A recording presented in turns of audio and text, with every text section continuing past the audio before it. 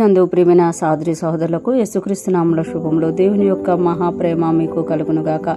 ఈరోజు దేవుడు మనకిచ్చిన మాట న్యాయాధిపతుల గ్రంథము 10వ అధ్యాయము 6వ వచనం. ఇశ్రాయేలీయులు యెహోవా సన్నిధిని మరలా దుష్ప్రవర్తనలైరి. వారు యెహోవాను విసర్జించి ఆయన సేవ మానివేసి బయలులు అస్తోరోతులు అని సిరియోన్ల దేవతలను, సిదోనీల దేవతలను, మోయాబీల దేవతలను, అమ్మోనీల దేవతలను, ఫిలిస్తీన్ల దేవతలను పూజించుచూ వచ్చిరి. ఈ మాటలు మనము న్యాయాధిపతుల గ్రంథంలో చూస్తున్నాము. న్యాయాధిపతుల కాలములన్నింటిలో కూడా ఇశ్రాయేలీయులు దేవునికి విరోధంగా వెళ్ళిపోవడం, దేవుడు వాళ్ళు బానిసలుగా మారిపోవడం, మరలా దేవునికి ప్రార్థన చేయడం, మరలా వారిని దేవుడు రక్షించుకోవడం మనము చూస్తూ ఉంటాం అన్నమాట.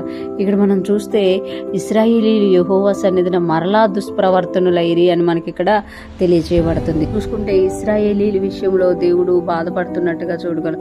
వారు యెహోవాను విసర్జించి, అంటే దేవుడు వారిని కాపాడిన, దేవుడు వారిని రక్షించిన ఆయనని వారు ఏం చేస్తున్నారంట, విసర్జించేసి ఆయన సేవ మానివేసి, అంటే దేవుడు ఏదైతే తనకు సేవ చేయమన్నారో, ఏదైతే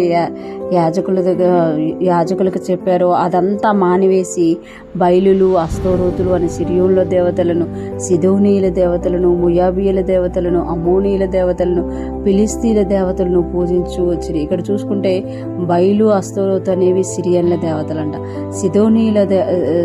సిదోనీల దేవతలను, మోయాబీల దేవతలను, అమ్మోనీల దేవతలను, ఫిలిస్తీన్లు, అంటే ఈ యొక్క ప్రాంతాలన్నిటిని యొక్క దేవతలని ఇశ్రాయేలు మరలా పూజించడము, ఆరాధించడం చేస్తున్నట్టుగా మనం ఇక్కడ చూడగలమాట. అంటే దేవునిని వదిలేసి త్వరగా వాళ్ళు పక్కకి వెళ్ళిపోతున్నట్టుగా మనం ఇక్కడ గమనించగలమట.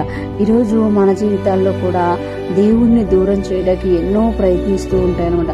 దేవుడిచ్చిన ఆజ్ఞలను మీరడానికి, దేవుని వాక్యానుసారంగా జీవించకుండా ఉండడానికి అనేకమైనవి ప్రయత్నిస్తే, ఇక్కడ మనం చూసుకుంటే బయలు, అస్తరోత అని సిరియన్ల దేవతలు, సిదోనీల దేవతలు, మోయాబీల దేవతలు, అమోనీల దేవతలు, ఫిలిస్తీన్ల దేవతలు, ఇలాగ అనేక రకాల దేశాల దేవతలను వాళ్ళు పూజించడానికి కారణం ఏంటంటే ఆ ప్రజలందరితో వాళ్ళు కలిసి ఉండేవారు, వాళ్ళతో ముచ్చట్లు పెట్టేవారు. వాళ్ళు ఏం చేస్తున్నారో చూసి దాని వైపు ఆకర్షింపబడినట్టుగా మనం చూడగలం. ఈరోజు ఫ్రెష్ మనం ఉంటున్న ప్రతి ఒక్కరూ జ్ఞాపకం చేసుకోవాలి, దేవుడు మనల్ని రక్షించుకున్నాడు.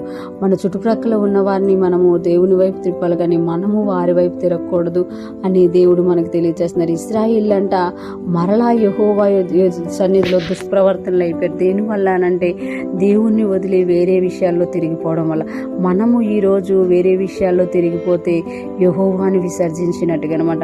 మనము దేవుని మాట ప్రకారం జీవిస్తూ ఫ్రెష్ వన్న వింటున్న ప్రతి ఒక్కరం కూడా మన కొరకు ప్రాణం పెట్టిన యేసయ్యను హత్తుకుంటూ వ్యర్థమైన వాటిని, అబద్ధమైన వాటిని వదిలేసుకుంటూ దేవునితో జీవించుదుముగాక. ఆత్మ సంబంధమైన ఆసక్తి కలిగి యెహోవా యందు రోషము కలిగి మనము ముందుకు సాగిపోదుముగాక. ఆమేన్.